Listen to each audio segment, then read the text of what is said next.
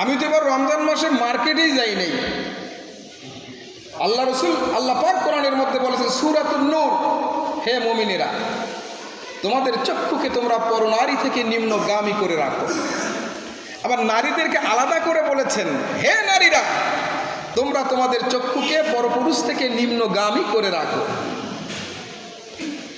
এই জন্য আল্লাহ রসুল বলেছেন বাজারে বেশি থাকবেন না। বাজার হচ্ছে কি সব থেকে নিকৃষ্ট জায়গা। আপনার প্রয়োজন আছে, বাজারে যাবেন, প্রয়োজনীয় সদাইপাতি কিনে দ্রুত ফিরবেন। কিন্তু আমরা কি করি, মসজিদে তারাবি যদি একটু লম্বা হয় আপনাদের মন খারাপ, বাজারে গিয়ে ঘন্টার পর ঘন্টা আড্ডা দেন, এতে আপনাদের মন খারাপ হয় না, কারণ ওটা শয়তানের জায়গা। আর মসজিদ হচ্ছে সব থেকে উত্তম, পৃথিবীর মধ্যে সর্বশ্রেষ্ঠ জায়গা, এখানে আমাদের মন টেকে না। তাহলে শয়তান কি বাধা ছিল? শয়তান বাধা ছিল, কিন্তু আমরা যারা শয়তানের 1 নম্বর মুরিদ হয়ে গিয়েছিলাম, আমরা কিন্তু আমাদের শয়তানি ছাড়তে পারি নাই। মন খারাপ হলো নাকি?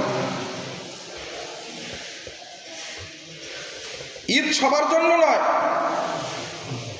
যারা নামাজ পড়েন নাই, রোজা রাখেন নাই, তারাবি পড়েন নাই, রমজানের হক আদায় করেন নাই, তাদের জন্য ঈদ নয়। তাদের জন্য ঈদ, ওদের বীর ফুটানি বেশি। কালকে দেখবেন চোখের সুরমে, দামি আতর, সাদা ভকভকা পাঞ্জাবি, আর এখন যায় নামাজ কাঁধে নিয়ে সবার আগে বসছে। কি বলেন? আপনি যতই সবার আগে বসেন, আল্লাহ পাকের কাছে এটার কোনো দাম নাই। আছে? আল্লাহ পাকের কাছে কোনো দাম আছে ভাই? আর ও বোঝে যে আমি যতই সাজুগুজু করে যাই নামাজ কাঁধে নিয়ে আসি না কেন, ওর মনে একটা চোর চোর ভাব থেকে যায়, কিন্তু ও মনে শান্তি পায় না। কি বলে? ওর মনে ও যে একটা চোর, নামাজ রোজা করে নাই, এর একটা দুঃখ, এর একটা বেদনা, এর একটা তিক্ততা ওর মনে থাকে, অবস্থান করে, কি করলাম, এরকম এরকম কি না? কিন্তু আমরা তো সেটা করি নাই। কি বলেন? ঈদের দিন বান্দার জন্য ঘোষণা আছে। কি ঘোষণা জানতে চান তো আপনারা? হযরতে আব্দুল্লাহ ইবনে আব্বাস রাদিয়াল্লাহু তাআলা থেকে বর্ণিত হাদিসখানা, বুখারী শরীফের বর্ণনা। তিনি বলেন ঈদের দিন ফজর থেকে শুরু করে নিয়ে আসমান থেকে অগণিত রহমতের ফেরেশতা দল বেঁধে বেঁধে আসেন এবং বিভিন্ন রাস্তাঘাটে, অলিতে গলিতে তারা অবস্থান নেয়। মানুষ যখন ঈদগাহের দিকে রওনা দেয় নামাজ আদায়ের জন্য, এই ফেরেশতারা ঘোষণা করতে থাকে, ও রোজাদারেরা, তোমরা যারা 1টি মাস রোজা করেছো, সিয়াম সাধনা করেছো, তারাবি পড়েছো, রাত জেগে জেগে তাহাজ্জুদ পড়েছো, রমজানের ফজিলত রক্ষা করেছো, অর্জন করেছো, আল্লাহ পাক রব্বুল আলামিন ঘোষণা দিয়েছেন, রব্বুল আলামিন তোমাদেরকে মাফ করে দিয়েছেন। তোমরা আল্লাহ পাক রব্বুল আলামিনের ক্ষমার দিকে যাও, রহমতের দিকে যাও। এভাবে ঘোষণা করতে থাকেন এবং আল্লাহ পাক রব্বুল আলামিনের কাছে আমাদের জন্য মাগফিরাত কামনা করতে থাকেন এবং আল্লাহ পাক রব্বুল আলামিন যে ক্ষমা করে দিয়েছেন সে কথাটি ঘোষণা করেন। ঈদগাহের যখন রোজাদাররা যখন ঈদগাহে যায়, আল্লাহ রব্বুল আলামিন বলেন, আমি তোমাদের ইবাদতে, তোমাদের রোজায়, তোমাদের ত্যাগে আমি এতটাই খুশি হয়েছি, তোমরা বাড়িতে ফেরার আগেই আমি তোমাদের বিগত জীবনের সমস্ত গুনাহগুলি মাফ করে দিলাম। ঈদ হচ্ছে এটা অবটকন পুরস্কার, উপহার। কার জন্য? রোজাদারদের জন্য। আল্লাহ রাব্বুল আলামিন বলেন, ইল্লা মান তাবা ওয়া আমানা ওয়া আমিলা আমালান সালিহান ফাউলাইকা ইউবাদদিলুল্লাহু সাইয়্যাতিহিম হাসানাত। আল্লাহ রাব্বুল আলামিন বলেন, রমজানের আগে যাই কিছু করেছো না কেন, রমজানের আগে গুনাহ করেছো, পাপ করেছো, জিনা ব্যভিচার করেছো, মদ খেয়েছো, জুয়া খেলেছো, এমন কোনো কাম নেই যা তোমাদের জীবনে সংগঠিত হয় নাই। রমজান যখন পেলে, একটি সুসংবাদ যখন পেলে, রমজান মাস রব্বুল আলামিন বান্দাদেরকে ক্ষমা করে দেয়। এই কথাটি মনের ভিতরে নিয়ে যখন তোমরা রমজানের হক আদায় করেছো, তওবা করেছো, আমার কাছে রাতের অন্ধকারে নামাজ পড়ে দু চোখের পানি ছেড়ে দিয়ে কান্নাকাটি করেছো, আল্লাহ রাব্বুল আলামিন বলেন আমি শুধু ওই চোখের পানি, তোমার ওই চোখের পানির কারণে, তোমার ওই তওবা করার কারণে তোমাদেরকে শুধু ক্ষমাই করে দেইনি, তোমাদের বিগত জীবনের সমস্ত গুনাহগুলি আমি আল্লাহ রাব্বুল আলামিন নেকি দিয়ে পরিবর্তন করে দিয়েছি। সমস্ত নেকি গুনাহগুলি আল্লাহ পাক রব্বুল আলামিন নেকি দ্বারা রূপান্তরিত করে দিয়েছেন। বলেন সুবহানাল্লাহ। এই খুশি কার জন্য? যিনি রোজা রাখে নাই তাদের জন্য নাকি? ওরা এক চোর, ওর ঈদগাহে যাওয়ার কোনো কাজ নাই। ঈদগাহে যাওয়ার কাজ আছে? নামাজ 5 ওয়াক্ত ফরজ, ঈদের নামাজ হচ্ছে ওয়াজিব, মা সিত্তাতে তাকবীরাতে ওয়াজিবুল্লাহ তাআলা, 6 তাকবীরের সহিত 2 রাকাত ওয়াজিব নামাজ। আর আপনি ফজরের নামাজেই পড়েন না, এরকম মানুষ আছে না নাই? আমার সমাজে শুধু নয়, বাংলাদেশে এটা চিত্র হয়েছে। সারাদিন সারা মাস রোজা রেখেছে, দাড়িতে ব্লেড বা খুর লাগাই নাই। ওই যে শুনেছে রোজা রেখে দাড়িতে খুর লাগা যায় না, রোজা হবে না, রোজা মাকরু হবে, এরকম কিনা বলে, এটা হারাম কাজ। অথচ আল্লাহ রাসূল বলেছেন যে ব্যক্তি দাড়ির মধ্যে খুর লাগাইলো, আবার অনেকে মনে করি না হুজুর খুর নাই, না লাগাবো, ব্লেড তো চালা যাবে, একই কথা।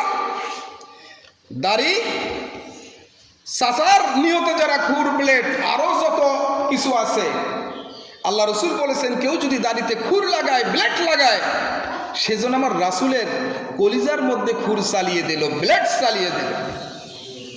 বুঝতে পেরেছে? এখন সময় হয়েছে ভাই, বয়স হয়েছে, লিমিটেড একটা বয়স। কি নিয়ে যাব আমরা?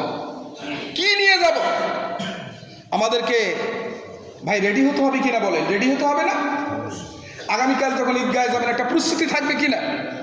আজকে অনেকে আতর কিনেছেন, সুরমা কিনেছেন, জামা কাপড় কিনেছেন, এইটা পরে আমি ঈদগাহে যাব। ঈদগাহে যাওয়ার জন্য যদি এটা প্রস্তুতি থাকে, কবরে যাওয়ার আগে আপনার প্রস্তুতি থাকবে কিনা বলেন? থাকবে না?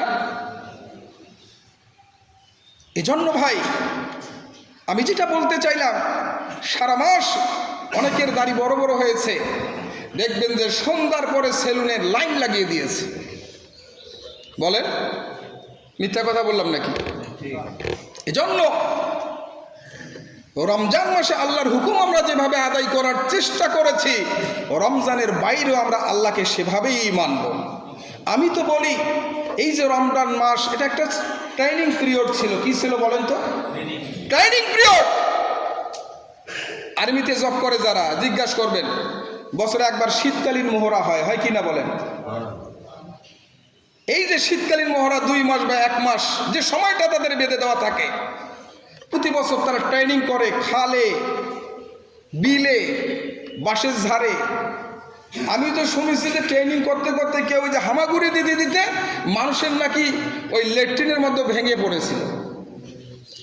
মানে যে ল্যাট্রিনের যে ট্যাঙ্ক থাকে, হাউস যেখানে ময়লা থাকে, পুরাতন হতে হতে এত নরম হয়েছে, সেখানে পড়ে একদম অবস্থা খারাপ। কারণ ওনারা লিডার যা বলবে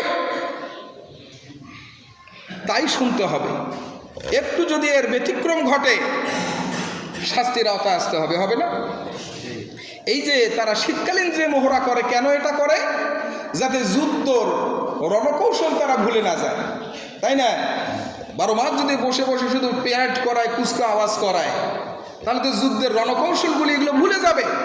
এজন্য 6 মাস পর পর বা বছরে একবার তাদেরকে এই শীতকালীন মহড়ায় এই রণকৌশলগুলি নতুন করে ঝালাই করে দেয়, যাতে কখনো যদি বহিরাগত কোনো শত্রু দ্বারা বাংলাদেশ আক্রান্ত হয়, তারা যেন তাদের সঠিক কৌশলটা অবলম্বন করতে পারে। তো রমজান মাস বছরে একবার আসে না? একবার এসে আপনাকে শিখিয়ে দেয় কিভাবে না খেয়ে থাকতে হয়। যে আমি না খেয়ে থাকবো, কখনো হারাম ভক্ষণ করব না, মানুষের ক্ষতি করব না, অন্যের গ্রাস করব না, এই শিক্ষা রমজান দিয়েছে। রাত্রি জাগরণ করে, রাত্রি জেগে জেগে কিভাবে তাহাজ্জুদ পড়তে হয় রমজান আমাকে শিখিয়েছে। যারা বছরের একদিনও ওঠেন না, ফজরও পড়েন না, তাহাজ্জুদও পড়েন না, কমপক্ষে রোজা থাকলে পরে উঠে তো সিহুরিটা খেতে হয়, সাহরি খেতে হয় না ভাই? হ্যাঁ, আপনারা একটু লক্ষ্য করেন, সাহরি যখন আমি এত কষ্ট করে খেতে পেরেছি একটা মাস, তাহলে আমি আমার সারা জীবনেও ফজরও আদায় করতে পারবো না? পারবো কিনা?